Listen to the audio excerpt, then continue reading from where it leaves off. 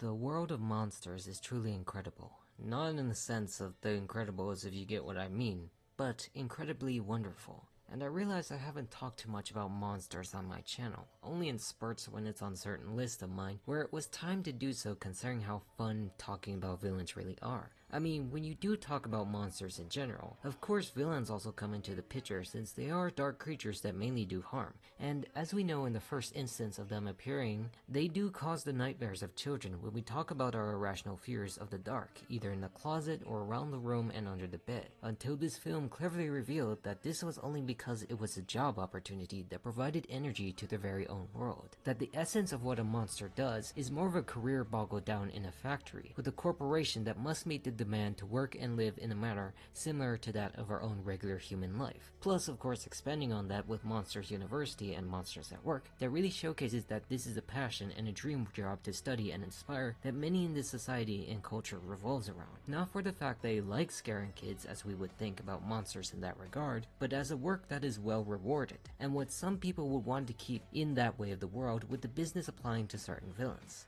Because yes, I am talking about Henry J. Waternoose III, the other main antagonist of the film besides Randall that runs Monsters Incorporated as the CEO, passing through 3 generations of his own family. He's a creature devoted to keeping the company, and virtually by extension, all of Monstropolis afloat, as it is his own legacy and duty to serve to the public's great interest. Where, because of that devotion, he makes sure he's willing to do whatever it takes when things go wrong, when the world starts to suffer a major crisis from our own world, since children aren't as easily scared anymore. And plus the fact that working to scare humans is a very dangerous job since we're somehow considered toxic to the point where they think we could kill them just by the touch of a hand. Of course, agreeing with the toxic part of humans, but not about the part where we could kill, to be honest from that. It's one of the best examples of a twist working in the early days of Pixar with someone that has a good relationship to its main character in James P. Sullivan, the top scarer of Monsters Incorporated compared to Rando, who was always second fiddle to most of his life, and also the other main antagonist of the film. Now, the reason why I felt like working on Waternoose rather than Rando as a subject for a villain instead of combining them together in one film is because this one serves a much more interesting and sinister role. Yes, Rando himself as a character is very sly and antagonistic to Mike and Sully from beginning to end, but he doesn't have such complexity that Waternoose had that makes him a huge threat. A person who is generally a good-hearted figure in the public eye who works hard enough to keep the ship running, but again still doing whatever tools necessary to make sure that happens, which makes him truly dark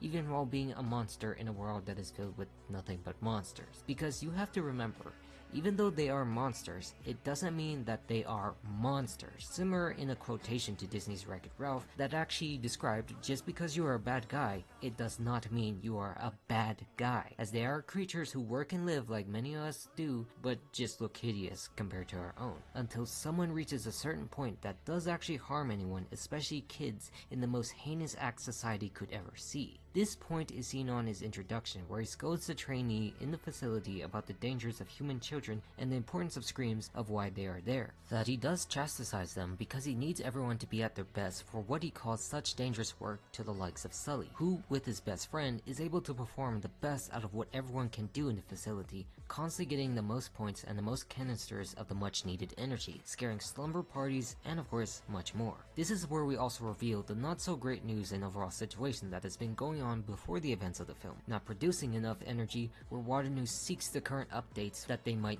at least make their quotas, the most positive thing heard all month. But then revealing that some monsters have been getting scared by children, almost touching them not being able to scare as easily anymore as we just talked about. A depressing situation of losing so many doors that are the bridge between the monster to the human world that they need for that connection. The more they lose, the less energy gets used, evident by how they lost 58 doors within a single week, an outrageously shocking number that points to the signs of a failing company, with the only saving grace being the terrific slumber party performance of Sully and what he does as a monster, who we rightfully admired as told near the start of the film. Until, of course, George Sanderson gets a sock on his back, causing them to shut down the entire floor due to, you know, the supposed toxicity of humanity, bringing in the CDA with the contamination alert and shutting down the facility. It's not a situation he likes, as he describes, because you do have to shut down the entire floor to reset the system and deal with the fact that this dude had to be shaven down to his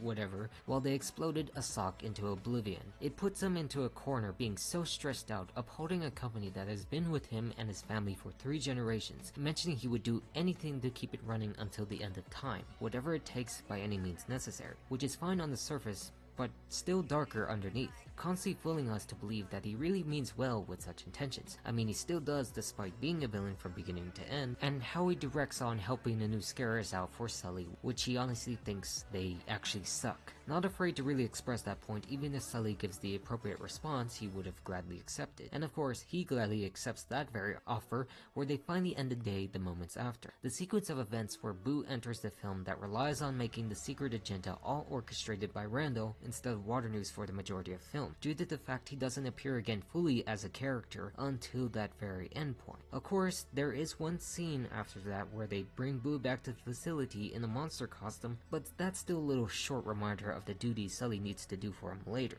a reminding piece of the figure at large, where instead in this section, because Boo is in this journey, Sully begins to discover more than meets the eye, with the fact that the kids or humans in general not being toxic and they produce more energy by their own laughter rather than the screams. It makes you think that maybe what we've been doing this whole time is wrong, where the ultimate agenda, Randall, discussing his plans with his other cronies, are using a certain machine for some nefarious purpose probably, all connected within the door and what Boo was a part of being used in, and then overblown when it escapes on the news affecting the monster world after the sushi restaurant incident. So even while the main goal is to send her back home, now comes the extra task of discovering what Randall is really up to when Mike actually takes the place of Boo to get captured in said events, where it's all about because Randall cannot beat Sully in scaring, he decides to revolutionize the industry with a new machine that will literally suck the scares right out of someone, a desperate move to actually go above and beyond because of the current situation, where it's more specifically meant to suck out the life out of a human child in this case that really sets him to be the worst monster imaginable. So the two do whatever it takes to stop him, or mostly of course Sully on this path, to try and go back to warn Waternoose of said events that have happened, but also forced to do the scare thing to demonstrate to the audience of what they need, where it sadly reveals Boo to them as a human child scared of what Sully just did.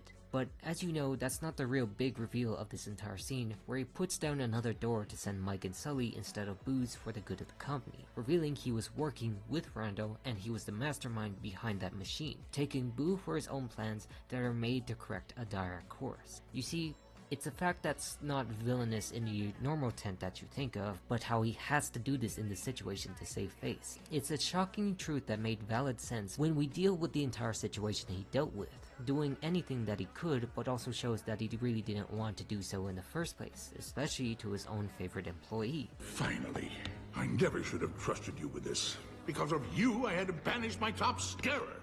With this machine, we won't need scarers. Besides, Sullivan got what he deserved. Sullivan was twice the scarer you will ever be.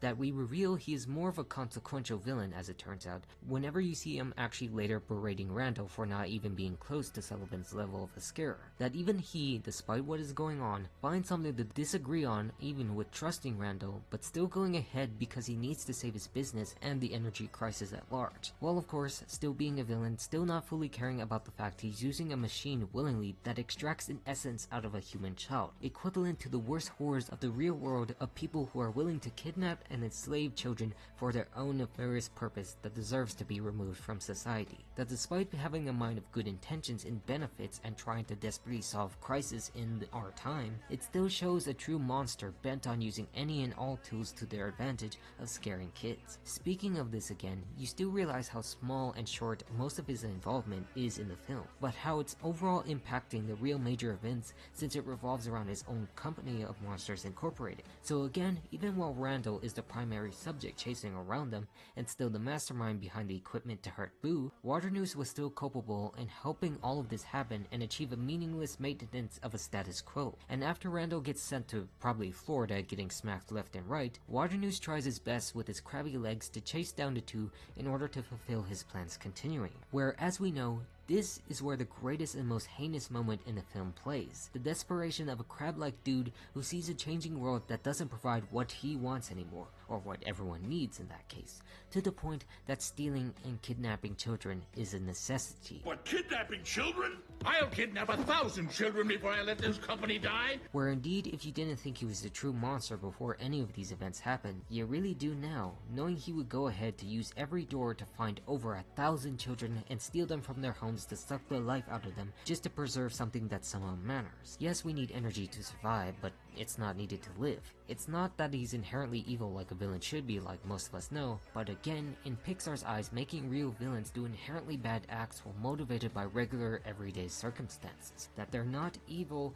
but they just want more than what can be done. That in his pit of desperation, his worst qualities as a monster do show that most do not accept in their own society, despite looking and being named the same way that they mostly are. Where his defeat is still won out of worry about a crisis that wasn't solved, blaming them for the fact that Monsters Inc. could be doomed because no one was able to solve the scare crisis after such an incident. You've destroyed this company. Monsters Incorporated is dead! Where will everyone get their scream now? The energy crisis will only get worse because of you! The energy we need will only get worse and further impact any solution that society needs to come up with. Words that clearly affect Sully in how to move forward, demonstrated by his own actions, until he gets reminded by Mike that this problem can be solved by laughter. That in the end, we're able to get the last laugh out of a major societal consequence and scandal of corruption of the highest order through a power that is described as the best medicine. In a world that doesn't need the people to be afraid of what others can do, but fully relish and enjoy it for who they are or what it is. It's about understanding more than what needs to be, and the powers of what works, and how some not attempt to look past that. Waternose is a character that never seeks change in a world that demonstrated such a need for change, only trying to push harder by doing the most importantly wrong things about keeping the same situations that most people look down upon, and not realizing the dangerous consequences that come with it, and how it comes down to if you choose to do something with that knowledge, even if you know it's right or wrong, and why regardless it will still make you an appalling individual no matter how hard you try to build yourself the wrong way, even near the end when he still speaks with the same conviction of appreciation of our heroes, yet still continue down with a scary plan, literally. So with that said, it is a good hope that we can look back on these situations with such high regard of his caliber as a villain, the type of character that justifies himself in what is to an extreme degree rather than what could be in the unlikely heart of a furry monster that creeps in your nightmares usually. All that is done so that we will not fool ourselves into believing that usage could ever bring any justice to a demanding world, as it was never right to do so in the first place. And I'm all done now, so goodbye.